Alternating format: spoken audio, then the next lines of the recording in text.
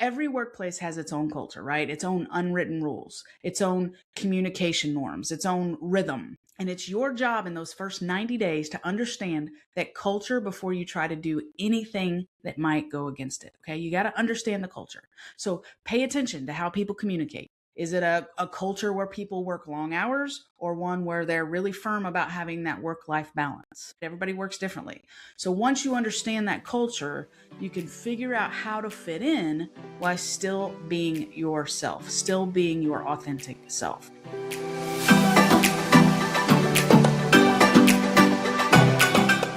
Welcome to the Workforce Link podcast, where we're offering forward-thinking conversations for the workforce, linking employers and job seekers to a brighter tomorrow. I'm your host, Sundi Jo with the Central Workforce Development Region, and I'm glad to be back with you for another episode today. So let's have some real talk. You got the job, right? You did it. The resume, the cover letter, the interview, the follow-up email, maybe you even got a second interview. Maybe you nailed it, right? That is totally worth celebrating. But here's what nobody really tells you. Landing the job is only half the battle.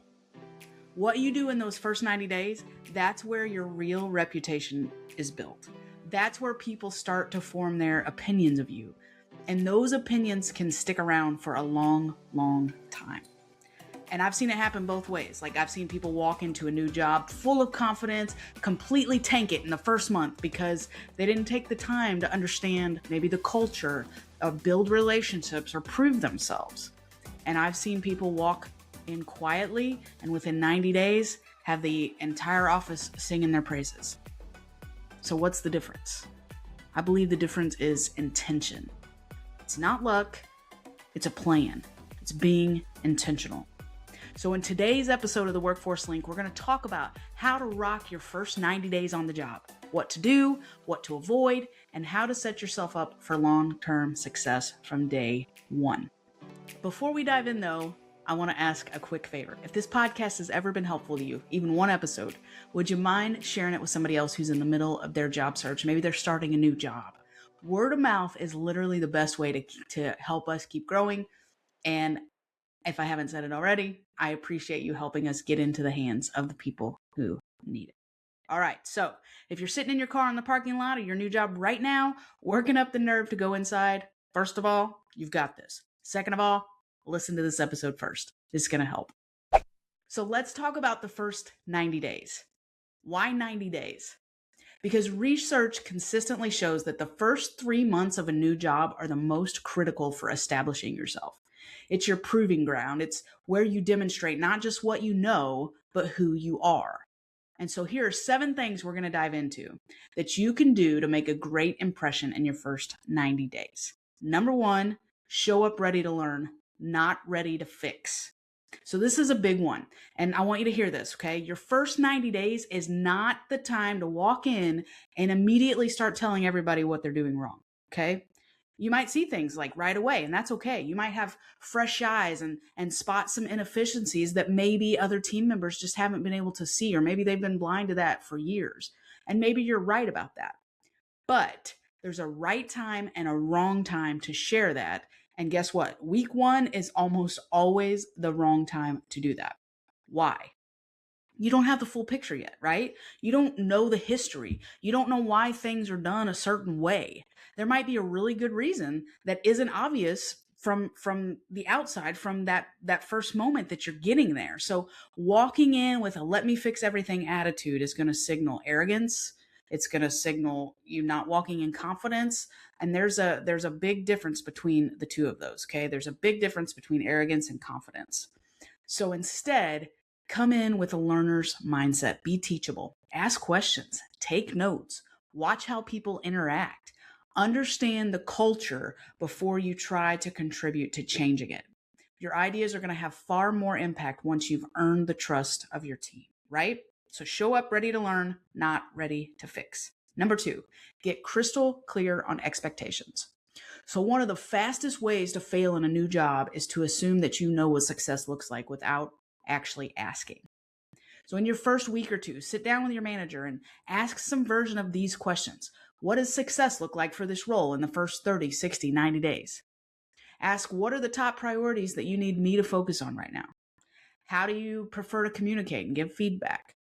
And you would be really surprised by how many people skip this step and then wonder why they feel lost or wonder why their manager seems disappointed.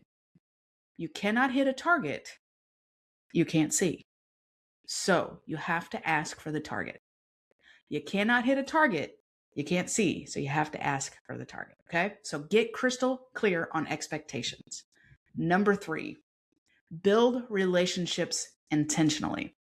So your technical skills might have gotten you the job, right? But your relationships are what will keep you there and help you grow. So take time in those first 90 days to genuinely get to know your coworkers. And I don't mean like just small talk in the break room. That's a really good start though. I mean, take the time to understand what people do, learn what they care about, learn how you can support each other. Maybe schedule some informal coffee chats or some quick one-on-ones if your workplace culture allows that. Introduce yourself with purpose. Let people know what you bring to the table and that you genuinely want to understand what they do. People are going to remember how you made them feel, right? So make them feel like you care because you should care. And also pay attention to the people who are really well respected in your organization. Like not just the ones with fancy titles, but the people that everybody seems to trust, the people that people seem to go to for advice. Those are the people worth learning from, right? So build relationships intentionally. Number 4, demonstrate reliability early and often. So here's something that sounds simple, but is incredibly powerful.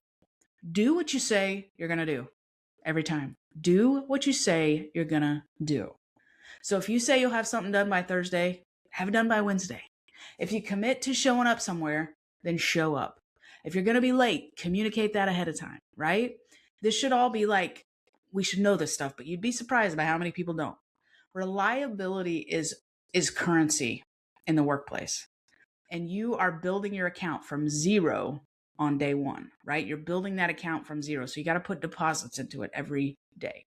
So this also means not over committing, right? It's really tempting when you're new to say yes to everything because you want to impress everybody, right? I get that. But if you say yes to too much and you can't deliver, guess what? You've just done more damage than if you would have politely pushed back in the first place. So under promise and over deliver, right? That's the move. Under promise, over deliver. So demonstrate reliability early and often. Hey, before we keep going, I want to take a second to talk about something that could completely change the trajectory of your career. And a lot of people don't even know it exists. Have you ever considered an apprenticeship? I know you might be picturing something like somebody in a hard hat, right? Learning to weld. And yes, that is an option. But apprenticeships today exist in healthcare, IT, manufacturing, and a whole lot more. And here's the thing that makes them really special. You get paid while you learn. You earn a salary. You get hands-on training from experienced mentors. You get classroom instruction. And at the end of it, you walk away with a nationally recognized credential. That's a pretty incredible deal.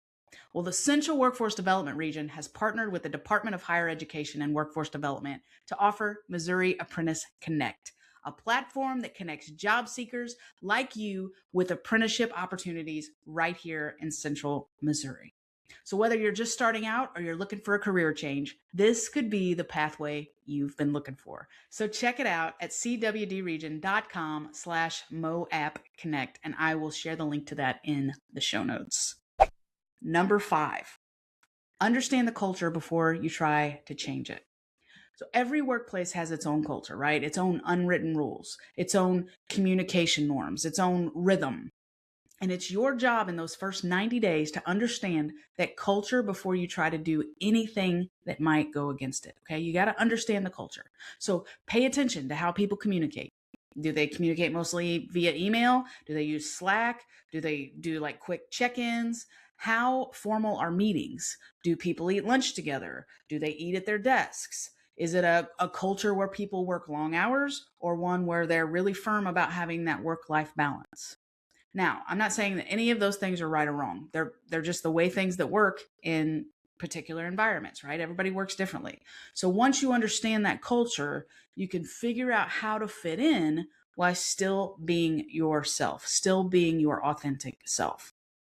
And if something about the culture doesn't sit right with you, that's worth paying attention to, right? But give yourself time to really understand it before you decide it's a problem, okay? So understand the culture before you try to change it. Number 6, look for quick wins.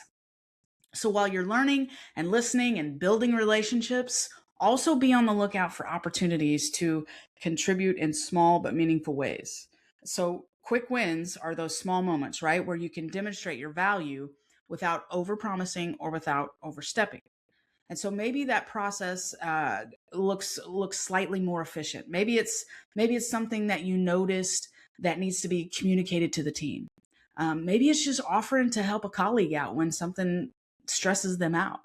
Those things, they all add up, right? So every time you quietly show up and deliver something valuable, guess what? You're building credibility. And credibility is what eventually gives you the platform to make a bigger impact. So look for quick wins. Number 7, take care of yourself. So starting a new job is exciting, right? But it can also be exhausting. There's so many things to learn. There's new names, there's new faces, there's new systems, there's new expectations, right? It can be a lot. So give yourself some grace during that season. It's okay if you don't know everything right away. It's okay if you make a small mistake. It's okay if some days feel overwhelming. That's totally normal, right? So make sure you're sleeping, make sure you're eating, taking care of your mental health, right? Because you cannot show up as your best self at work if you're running on fumes at home. That's not sustainable. The impression that you make at work starts with how you take care of yourself outside of it, right? So take care of yourself. All right, so let's do a quick recap. So here are 7 ways to make a great impression in your first 90 days. Number 1, show up ready to learn, not ready to fix. Resist the urge to change everything right away. Number 2, get crystal clear on expectations. So ask your manager what success looks like and build your 30, 60, 90-day plan. Number 3, build relationships intentionally. Get to know your coworkers and learn from the people who are most respected. Number 4, demonstrate reliability early and often. Do what you say you're going to do. Don't overcommit, right? Number 5, understand the culture before you try to change it. So observe before you offer opinions. Number 6, look for quick wins. Find small ways to contribute and build credibility from the start. Number 7, take care of yourself. This is probably the most important one, right? You can't show up well at work if you're not taking care of yourself at home. Your mental health matters, okay? So you've already done the hard work getting the job. Yeah, let's go, right? Now it's time to show them that they made the right call. So go do that, my friend. And if you've got something out of today's episode, would you do me a favor? Share it with somebody who just landed that new job, who's about to start one. And if you haven't already, head over to iTunes, leave us a review, or wherever you listen to your podcast. Only takes a few minutes, and it means the world to us. And it helps more people find the show, and that's the whole point, right? So thank you so much for being here. Have a great week, my friend, and we will meet again in the next episode. Until then, remember this: there's always a brighter tomorrow if you're willing to find it. The Central Region Workforce Development Board Incorporated and COPIC are equal opportunity employers and programs. Auxiliary aids and services are available upon request to individuals with disabilities. Missouri Relay Services at 711.